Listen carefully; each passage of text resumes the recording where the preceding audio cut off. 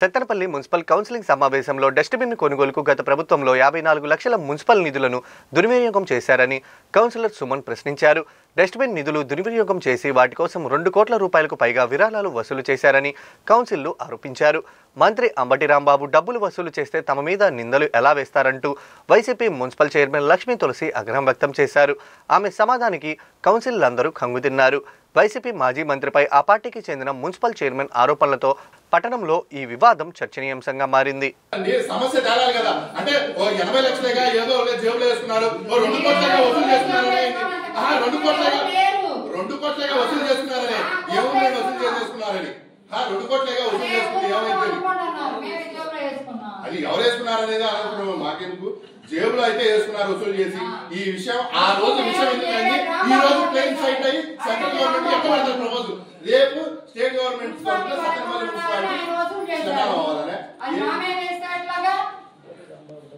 చేసిన వాళ్ళండి. మిమ్మల్ని ఏమన్నా మీ పేరు చెప్పే వసూలు చేశారు. ఖచ్చితంగా చైర్మన్ గారు ఏమన్నారు, ప్రతి హాస్పిటల్ పిలిచి మీ పేరు చెప్పి బెదిరించారు.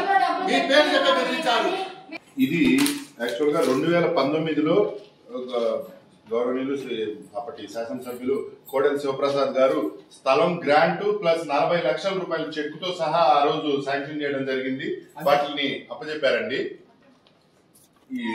అయినప్పటికీ ఆ స్థలం మానవ యోగ్యమైన అవసరాలకు ఉపయోగించడానికి పనికిరాదు, ఇది డంపింగ్ యార్డ్ అని చెప్పి డస్ట్బిన్లకి ప్రభుత్వం శాంక్షన్ చేసిన డబ్బులు అక్కడ ఏదో విషవాయువులు ఉత్పన్నం అవుతాయి, అక్కడ చిన్న కట్టడం కట్టడానికి జరిగినా కూడా విషవాయువులు ఉత్పన్నం అవుతాయి కాబట్టి ఇక్కడ మానవులు నివసించడానికి నిర్మాణాలు నిర్మించడం కుదరదు అని ఆ రోజు కౌన్సిల్లో మాజీ మంత్రి గారు, ఇదే చైర్పర్సన్ గారు పెట్టారు.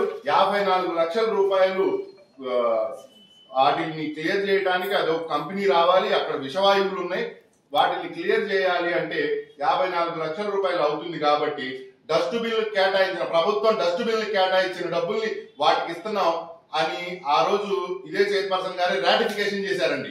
సేమ్ మేము చెప్తానే ఉన్నా కూడా వినకుండా రాటిఫికేషన్ చేశారు. 54 లక్షల రూపాయలు పోసి అందులో ఉన్న మట్టిని మేము క్లియర్ చేశామని, అందులో వచ్చిన దాన్ని సేంద్రీయ ఎరువుగా అమ్మారు. మరి అమ్మగా వచ్చిన డబ్బులు ఎక్కడ డిపాజిట్ చేశారో తెలియదు. దాన్ని తీయడానికి ఒక కంపెనీ రావాలని ఒక మాయమాటలు చెప్పి అసలుకి ఆ 54 లక్షలు తీసుకొని దాని ప్రదేశంలో ఊరి మీద సందాలకు పడ్డారు. ఇక సందాలు ఎంత వసూలు చేశారో దైవాదేవుల సర్వీస్ అది రోసీ గారే సాక్ష్యం, దానికి మనం చెప్పలేం. ఇష్టానుసారం సందాలు వసూలు చేసుకున్నారు. రోడ్డు మీద పడి అసలుకి ప్రతి ఒక్కరిని బెదిరించి సందాలు వసూలు చేశారు. సార్ ఇది ఇక్కడ నేను ఒక్కని కాదు, ఉన్న సభ్యులందరికీ తెలిసి చెప్తానండి. డస్ట్బిన్లకు ప్రభుత్వం కేటాయించిన సొమ్ము 54 లక్షల రూపాయలని ప్రభుత్వం తరఫున డస్ట్బిన్లు ప్రొవైడ్ చేయాల్సిన దాన్ని ఏ కౌన్సిలర్ ఆ వార్డులో ఉన్న పెద్ద మనుషుల్ని వాళ్ళ దగ్గర వీళ్ళ దగ్గర మనం సందాలు వసూలు చేసుకొని పోగు చేసుకుని చేద్దాం. అది తీయాలంటే మట్టి 50 లక్షలు అయ్యిద్దని ఇక్కడ డస్ట్బిన్లని ప్రతి కౌన్సిలర్ కూడా వాళ్ళ డబ్బులతోటి ఎంతో కొంత సొంత డబ్బులు వేసుకొని ఆ కార్యక్రమం చేయడం జరిగింది. ఒక్క డస్ట్బిన్ కూడా ప్రభుత్వం తరఫున టెండర్ వేసిన వాళ్ళు ఎవరు సప్లై చేయలేదు. ఖచ్చితంగా 54 లక్షలు ప్రభుత్వం దగ్గర డబ్బుని డస్ట్బిన్ సప్లై చేసినట్టు బిల్లులు పెట్టుకున్నారు, వచ్చిన డబ్బులు జేబులో పెట్టుకున్నారు. అంటే ప్రపంచం మొత్తం ఆంధ్రప్రదేశ్ మొత్తం గవర్నమెంట్ సప్లై చేసిన డస్ట్బిన్లని సత్తెనపల్లిలో మాత్రం కౌన్సిలర్ కొనుక్కోమని చెప్పిందా?